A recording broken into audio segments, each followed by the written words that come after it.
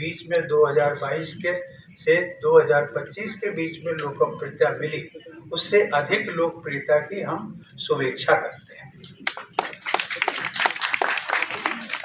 इस उल्लेखनीय उपलब्धि के लिए मैं डॉक्टर सोनल मानसिंह जी को हृदय से बधाई और शुभकामनाएं देता हूँ। मेरा इनसे बहुत पुराना संबंध, लेकिन उतना नहीं है जितना कि दत्तात्रेय ओसवाल जी का या अन्य लोगों का। सही माने में मैं इनके संपर्क में आया, अथवा ये कहें कि ये मेरे संपर्क में आए जब राष्ट्रपति भवन में इनको मनोनीत किया गया। प्रपोजल सरकार का था, लेकिन मैंने इनका जो प्रोफाइल देखा, मुझे भी आश्चर्य हुआ कि आज देश में इस प्रकार की साधना करने वाली महिलाएं और पब्लिक फील्ड में आज भी विद्यमान है। और आग्रह की जहाँ तक बात की दत्तात्रेय जी ने, उस आग्रह से मैं भी परिचित हुआ और कई बार हुआ, और सही मायने में ये उसी का परिणाम है आज मैं आप सबके बीच में हूँ।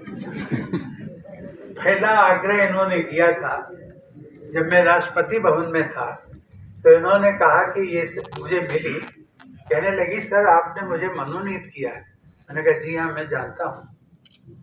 कहने लगे मेरी जो योग्यता है, निपुणता है, साधना है, उसको मैं जस्टिफाई आप कैसे जानते हैं? आपने तो पुस्तकों में देखा है, जो मेरा प्रोफाइल पढ़ लिया, उससे आपको क्या लगेगा? आप जिसको कहते हैं ना कि स्वयं आंखों से देखिए। मुझे लगा कि विचार तो अच्छा है, लेकिन मुझे लगा कि शायद ये मुझे राष्ट्रपति भवन के बाहर कहीं ले जाए। नहीं, ऐसा नहीं है। राष्ट्रपति भवन में ही के अंदर जो सांस्कृतिक एक, जिसको हम कहते हैं राष्ट्रपति भवन कल्चरल सेंटर, उन्होंने कहा सब वो सबसे उपयुक्त स्थल है। वहाँ पर मैं एक प्रस्तुति देना चाहती हूँ और एकांकी नाटक, उसका नाम संभवतः गंगा पर था, और ये उन्होंने वहाँ प्रस्तुति दी। बहुत सारे अन्य गणमान्य व्यक्ति भी थे, हमारे राष्ट्रपति भवन के सचिवालय के थे, और सभी ने इनकी प्रशंसा की। आग्रह इसलिए और भी कि जहाँ पर मेरा आवास है उसके ठीक इनका आवास 11 जनपद अभी तक रहा। मैं 12 जनपद में, ये ठीक 11 जनपद में।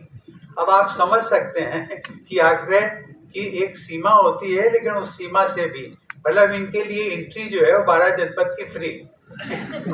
कोई रोकने वाला नहीं, क्योंकि ये कहती मैं तो सामने से आई हूँ, पड़ोसन हूँ, तो कोई नहीं रोकता है। तो इसलिए इनका आग्रह वहाँ पर भी मिलना जुलना, इन्होंने हमें आमंत्रित किया अपने यहाँ भोजन पर, उसका भी मुझे सौभाग्य मिला।